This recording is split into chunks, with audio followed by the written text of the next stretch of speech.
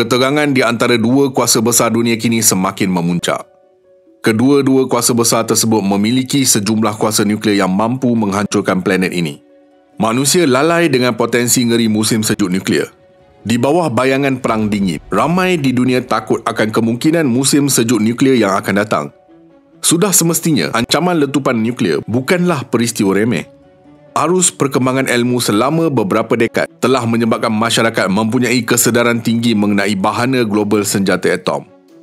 Apa akan berlaku kepada bumi jika perang nuklear tercetus? Apa akan berlaku kepada manusia sejagat? Astrolab membawa anda bahana musim sejuk nuklear. Sebelum tu, jangan lupa subscribe Astrolab dan on loceng notifikasi anda. Assalamualaikum dan salam angkasa dari Astrolab. Sekilas fakta.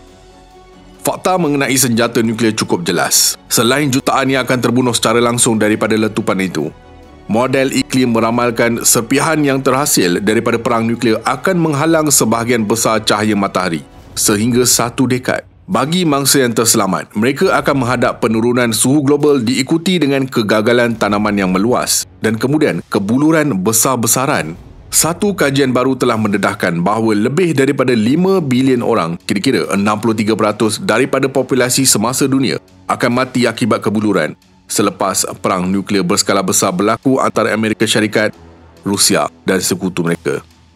Menurut para penyelidik, konflik itu akan mewujudkan kebakaran meluas yang boleh menghasilkan sehingga 150 juta tan metrik jelaga ke atmosfera bumi, membawa kepada kemerosotan tanaman di Amerika Syarikat dan Rusia yang akan mengeksport makanan sekaligus menyebabkan pengeluaran kalori global menjunam sebanyak 90%. Kira-kira 12,705 kepala peledak nuklear dunia, Rusia mempunyai 5,977 dan Amerika Syarikat mempunyai 5,428. Menurut laporan terkini Institut Penyelidikan Keamanan Antarabangsa Stockholm. Negara yang mempunyai hulu peledak nuklear ketiga terbanyak ialah China dengan 350. India dan Pakistan masing-masing mempunyai 160 dan 165. Perang nuklear berskala besar akan menghasilkan perubahan iklim yang tidak pernah berlaku dalam sejarah manusia. Dalam perang nuklear Amerika Syarikat Rusia, lebih ramai orang akan mati disebabkan kebuluran, terutamanya di India dan Pakistan berbanding negara yang sebenarnya sedang berperang. Kesan dan ancaman nuklear dapat diperhatikan menerusi serangan pengecut Amerika Syarikat Little Boy di bandar Hiroshima, Jepun pada 6 Ogos 1945. Bom tunggal tersebut membunuh kira-kira 140,000 orang dalam tempoh 5 bulan selepas letupannya dan memusnahkan atau merosakkan lebih 60,000 daripada kira-kira 90,000 bangunan di bandar itu. Pertama, cahaya bom itu muncul sebagai kilat yang membutakan, tidak berbunyi, seterang matahari. Kemudian gelombang kejutan tiba, melemparkan mayat di bawah bangunan yang runtuh. Selepas itu, bayang-bayang hitam orang mati yang mengeluap kelihatan termateri di dinding dan jalanan, dan mangsa terselamat yang terdedah rapat kepada letupan itu berada dalam keadaan telanjang. Kulit mereka terkelupas oleh haba letupan, manakala bandar yang megah hancur sekelip mata. Kesan muktamad daripada letupan nuklear ialah letupan sinaran nuklear yang kuat, terutamanya sinar gamma dan neutron. Sinaran langsung ini dihasilkan dalam tindak balas nuklear senjata itu sendiri dan bertahan di bawah 1 saat. Sinaran langsung maut menjangkau hampir satu batu dari letupan 10 kilotan. Walau bagaimanapun, dengan kebanyakan senjata, sinaran langsung tidak begitu penting kerana kesan maut lain biasanya merangkumi jarak yang lebih jauh, kecuali bom neutron yang memaksimumkan sinaran langsung dan meminimumkan kesan pemusnahan yang lain. Senjata nuklear yang meletup serta-merta akan mengeluap sendiri. Bahan pepejal yang ada pada mulanya dingin menjadi gas panas dalam 1 mikrosaat, lebih panas daripada teras 15 juta darjah Celsius matahari. Gas panas ini memancarkan tenaganya dalam bentuk sinar X yang memanaskan udara sekeliling. Berbola api udara panas melampau berdiameter satu batu terbentuk dan berkembang dengan cepat. 10 saat selepas letupan 1 megatan tercetus, berbola api itu bercahaya dengan jelas daripada habanya sendiri. Begitu ketara sehingga peringkat awal bola api 1 megatan adalah berkali-kali lebih terang daripada matahari walaupun pada jarak 50 batu. Selain cahaya, bola api yang bercahaya memancarkan haba. Kilatan haba ini bertahan selama beberapa saat dan menyumbang lebih daripada 1/3 daripada tenaga letupan senjata. Haba yang kuat boleh menyalakan api dan menyebabkan lecuran teruk pada daging, terdedah sejauh 20 batu dari letupan termonuklear yang besar. 2/3 daripada mangsa terselamat Hiroshima yang cedera mempunyai bukti sedemikian. Anda boleh menganggap kesan nuklear ini sebagai analog dengan menyalakan api menggunakan kaca pembesar untuk menumpukan sinaran matahari. Perbezaannya ialah sinaran daripada letupan nuklear sangat kuat, sehingga tidak memerlukan penumpuan untuk menyalakan bahan mudah terbakar. Apabila bola api yang berkembang menolak udara sekeliling, ia menghasilkan gelombang letupan yang terdiri daripada lompatan mendadak dalam tekanan udara. Gelombang letupan bergerak keluar pada mulanya pada kadar ribuan batu sejam tetapi perlahan apabila ia merebak. Ia membawa kira-kira separuh tenaga letupan bom dan bertanggungjawab untuk kebanyakan kemusnahan fizikal. Kajian muncul sejurus tahun 1947 untuk mendokumentasikan penderitaan berikutan serangan itu, yang bagi kebanyakan orang kekal seumur hidup. Luruhan radioaktif, kesan daripada tindak balas pembelahan nuklear dari bom Little Boy, telah menyelubungi kawasan itu.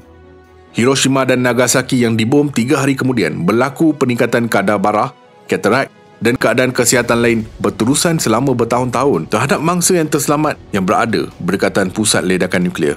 Saintis mengambil masa 4 dekad lagi untuk mula belajar dan membincangkan hasil yang paling bahaya dan menakutkan menerusi apa yang dipanggil sebagai musim sejuk nuklear. Dalam senario kiamat ini, debu radioaktif dan asap akan menghalang sebahagian besar cahaya matahari.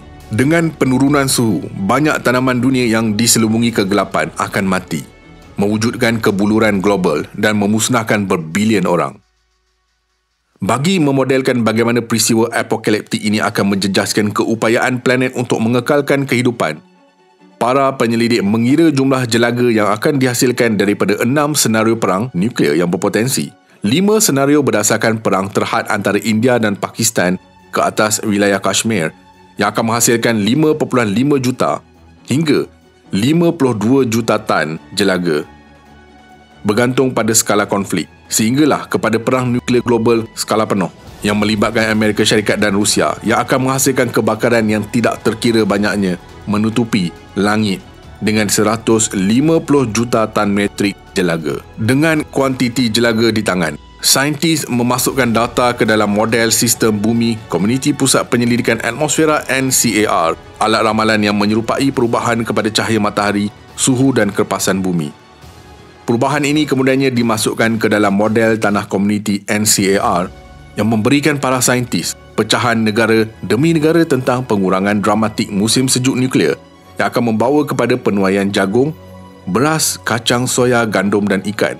Dengan mengandaikan bahawa perdagangan antarabangsa dihentikan dan bahawa sumber yang selebihnya tidak ditimbun, para saintis kemudiannya mengira bagaimana musim sejuk nuklear akan mengurangkan kalori makanan yang dihasilkan di seluruh dunia, serta bilangan orang yang akan kelaparan akibat daripadanya. Para penyelidik mendapati bahawa dalam senario terburuk perang nuklear antara Amerika Syarikat dan Rusia, suhu di permukaan bumi akan turun sebanyak 16 darjah Celsius atau lebih 3 kali ganda perbezaan suhu antara sekarang dan zaman ais terakhir, dan kira-kira 5 bilion orang akan maut. Dalam perang paling ekstrim antara India dan Pakistan, pengeluaran kalori global boleh menurun sebanyak 50%, menyebabkan 2 bilion kematian. Kawasan yang paling teruk terjejas ialah negara pengimport makanan di Afrika dan Timur Tengah.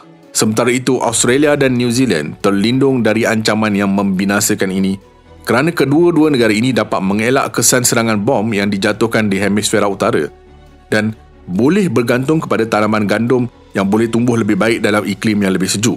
Perkara penting yang perlu diketahui ialah jumlah asap yang terbebas ke atmosfera. Tenaga yang dikeluarkan daripada kebakaran ini adalah 100 hingga 1000 kali ganda tenaga yang dikeluarkan oleh senjata itu sendiri. Hujan tidak berlaku di stratosfera. Jadi apabila jumlah asap naik ke sana, ia akan kekal di sana selama bertahun-tahun. Pada tahun 1980, pasukan saintis mendapati bahawa asteroid yang menghentam semenanjung Yucatan, Mexico pada akhir zaman Cretaceous, kira-kira 66 juta tahun yang lalu, seperti yang diketahui umum hari ini, asteroid tersebut menghapuskan spesies dinosaur jenis bukan burung. Perlu diingatkan bahawa bukan tenaga daripada pelanggaran itu yang membunuh kira-kira 75% haiwan bumi, termasuk dinosaur. Ia disebabkan oleh awan debu yang menyejuk serta serpihan yang dihasilkan oleh kesan tersebut.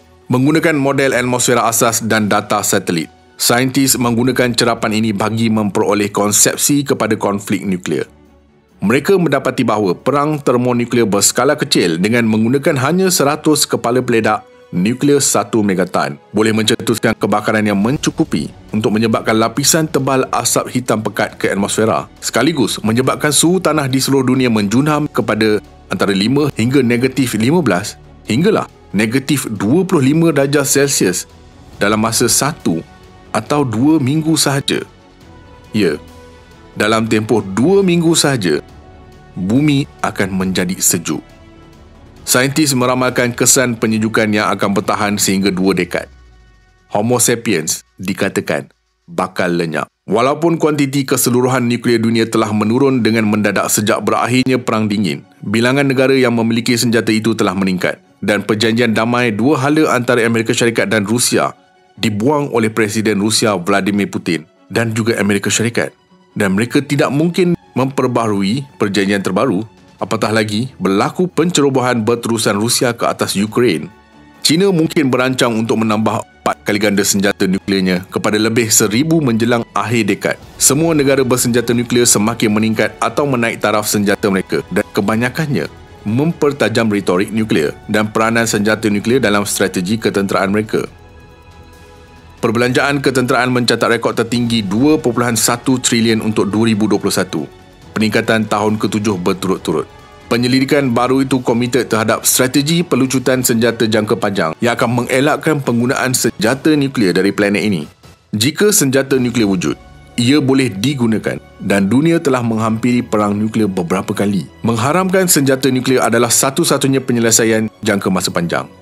Perjanjian 5 tahun PBB mengenai larangan senjata nuklear yang melarang pembangunan, ujian, pengeluaran, penyimpanan, penempatan, pemindahan, penggunaan dan ancaman penggunaan senjata nuklear telah disahkan oleh 66 negara. Tetapi, tiada satu pun dari 9 negara nuklear yang menyertai perjanjian ini. Di samping itu, perjanjian pengurangan senjata nuklear semasa yang dipanggil New START ditetapkan untuk tamat pada tahun 2026. Apa yang pasti, pada waktu ini tiada tanda-tanda bahawa negara kuasa besar akan melucutkan senjata nuklear mereka. Tambahan konflik Ukraine yang semakin memuncak dengan ketegangan dari Korea Utara menambahkan lagi visi negara kuasa besar untuk mengekalkan senjata nuklear mereka. Apa pendapat anda? Nyatakan komen, like, share dan subscribe. Astrolab signing off from space.